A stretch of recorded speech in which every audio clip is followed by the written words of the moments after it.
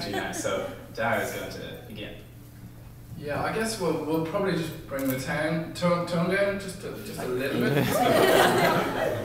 We don't have anything particularly nice and lovely and others to say.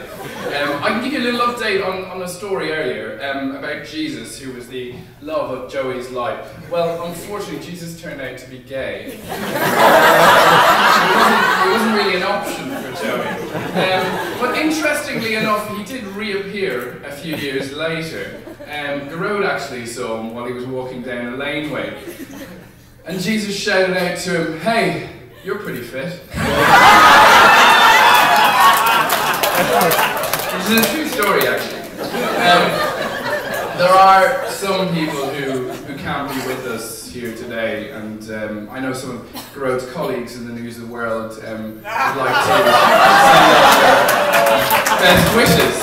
And I was talking to Rupert Murdoch last week, and some of you will know that I'm very well connected. So Rupert said, that from all the text messages he'd been reading and seeing between the two of them, there was nothing to worry about.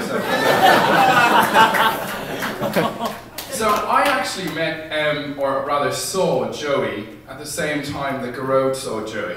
And it was at a party in Garode's flat in Smithfield. And we both kind of remarked at how incredibly attractive she was.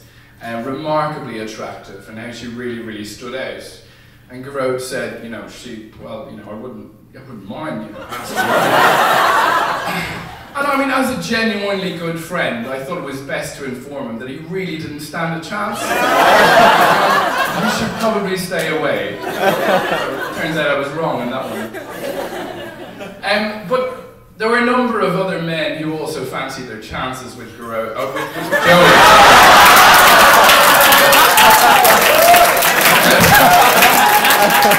One of those men was Garode's flatmate, and he really fancied Joey as well, having seen her at the party and actually having been in class with her for quite a while.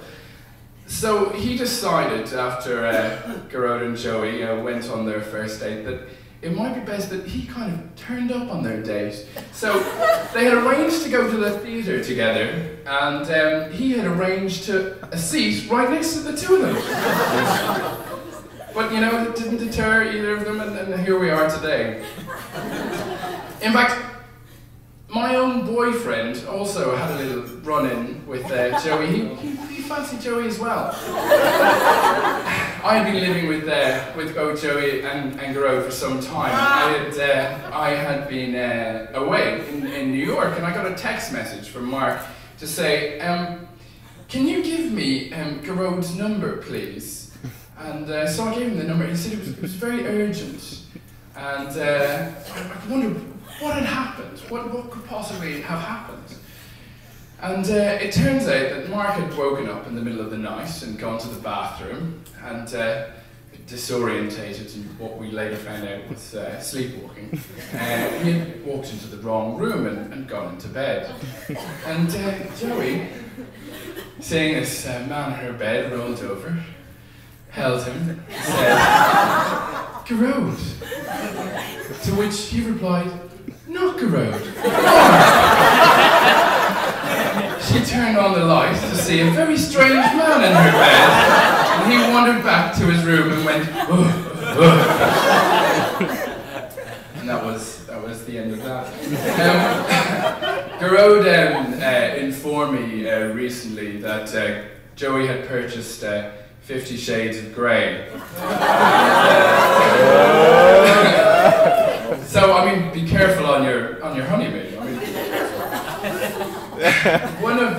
one piece of advice that I will give to Joey as a new Irish housewife is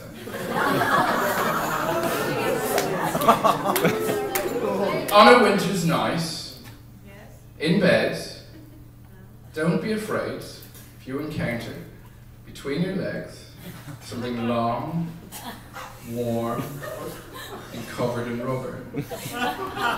Irish men love their hot water bottles. I'll hand you over to mine. Thank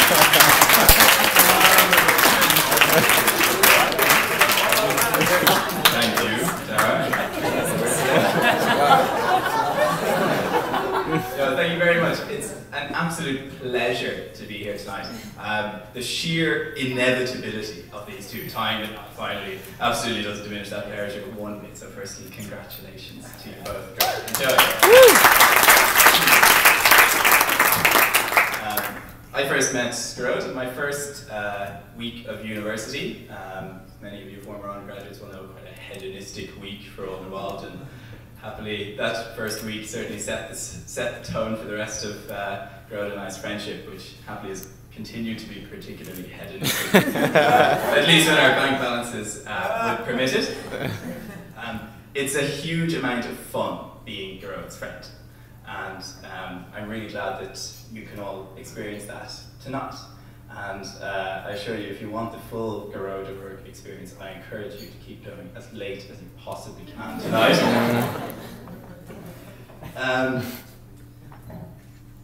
Indeed, Gerard has long had to hold myself and Daire back when our innate extravagance and exuberance has threatened to get the better of the three of us. And one recent occasion, myself and Daire, almost managed to convince Gerard, helped by the consummate salesman of Bond Street in London, that we'd had to buy ties for today that individually cost more than the bridesmaids' dresses. But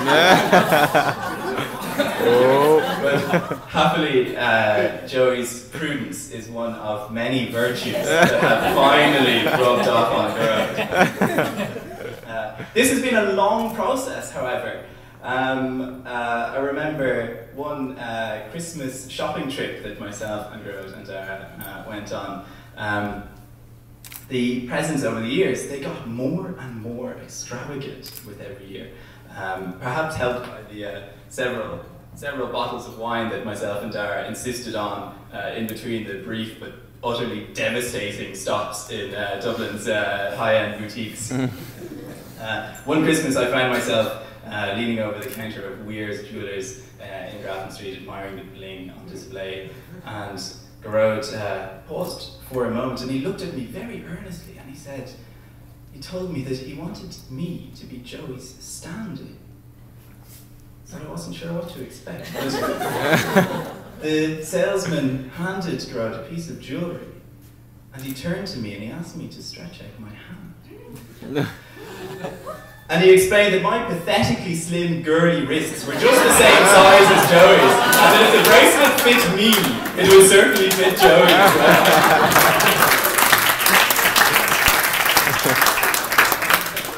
But that was far from Gerard's most embarrassing Christmas shopping moment, because a few years later, having realised that he had ticked off absolutely every present a man can buy his woman, teddies, chocolates, jewellery, clothes, books, DVDs, the whole lot, he realised that he had no other option but to stare down the barrel of the most fraught purchase any man can make: underwear.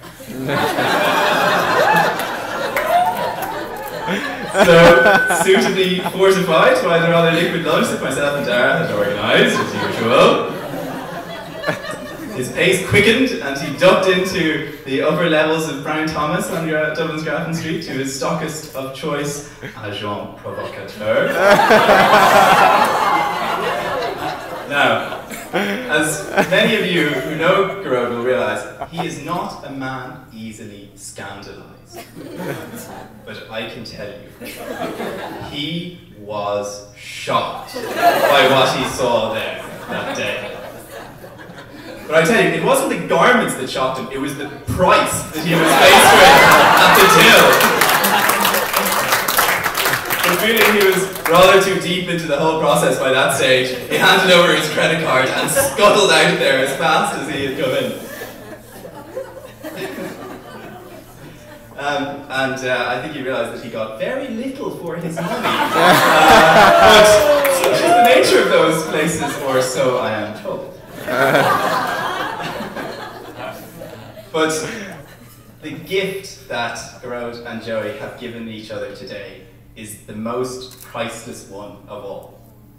And so I wish you every success, every happiness in the rest of your lives.